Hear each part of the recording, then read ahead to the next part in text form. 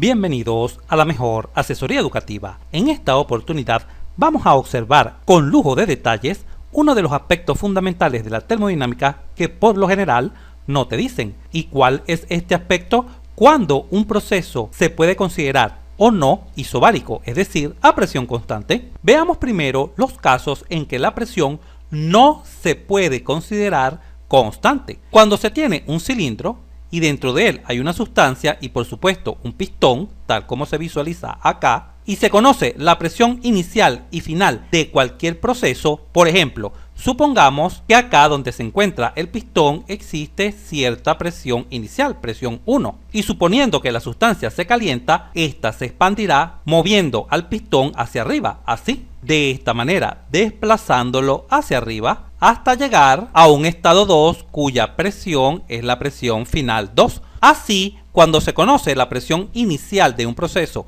y la presión final de un proceso, y por supuesto estas son distintas, es decir, P1 es diferente de P2, no podemos considerar que el proceso es isobárico, es decir, a presión constante. Veamos el segundo caso donde no se puede considerar que la presión es constante. Obsérvese la situación que se presenta en el centro de la pantalla. Cuando el pistón está cargado con un resorte, obsérvese acá, existe un resorte, independientemente de que la sustancia se esté calentando y expandiendo moviendo el pistón hacia arriba, o por el contrario se esté enfriando y el pistón se desplace hacia abajo, independientemente del desplazamiento, cuando existe un resorte, la presión no se puede considerar constante. De hecho, en presencia de un resorte, la presión varía linealmente. ¿Quieres saber el detalle cuando existe un resorte en un cilindro pistón? No te preocupes. Acá en la mejor asesoría educativa siempre te dejamos todos los casos a la mano. Entra acá en la esquina superior derecha de la pantalla y domina por completo cuando existe un resorte en un cilindro pistón. Genial. Continuemos con el tercer y último caso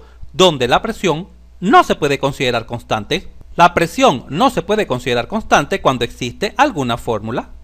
Por ejemplo, esta es una de ellas, no es la única.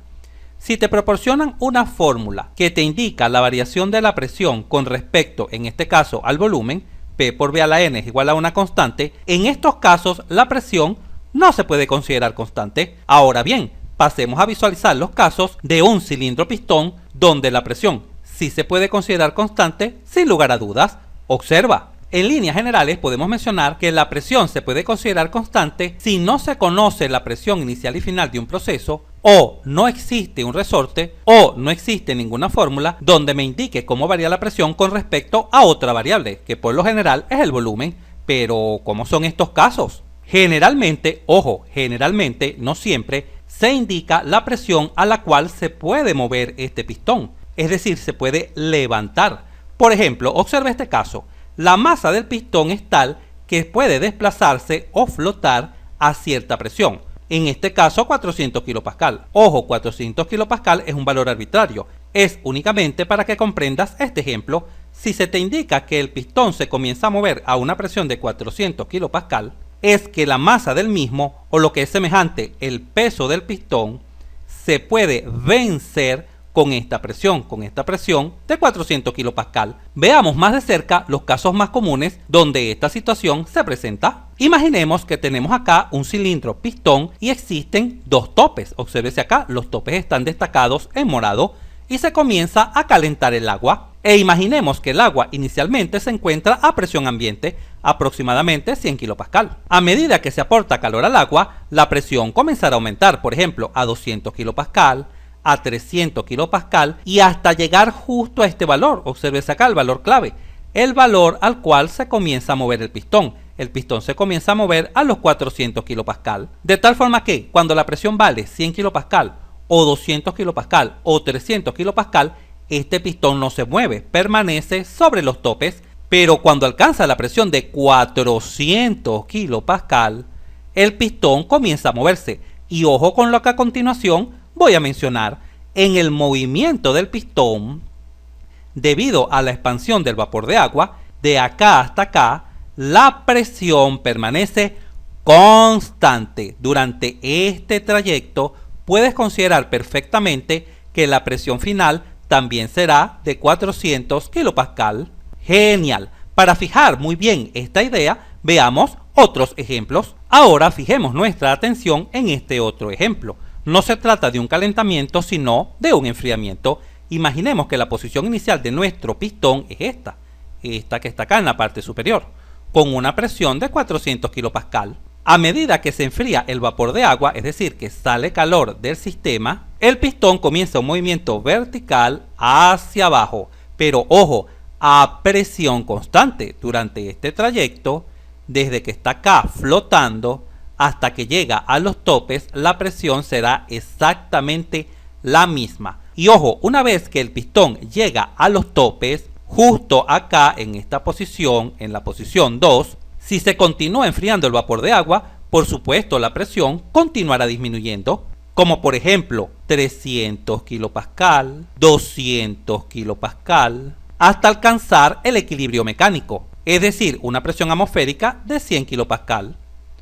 Suponiendo, claro, que la presión de los alrededores del ambiente del cilindro también es de 100 kPa, por supuesto. Pero acá lo más importante a destacar es que cuando la presión cae por debajo de los 400 kPa, 300, 200, 100, el pistón permanece sobre los topes, no se mueve de esta posición. Continuemos fijando esta muy importante idea para que puedas resolver cualquier ejercicio de cilindro-pistón sin ningún problema. Continuemos. Ahora visualiza esta interesante situación. El cilindro posee topes en la parte superior, acá, y posee topes en la parte inferior. De tal forma que cuando el pistón se encuentra acá en la parte inferior, se tendrá este volumen constante, ¿correcto? Un volumen mínimo.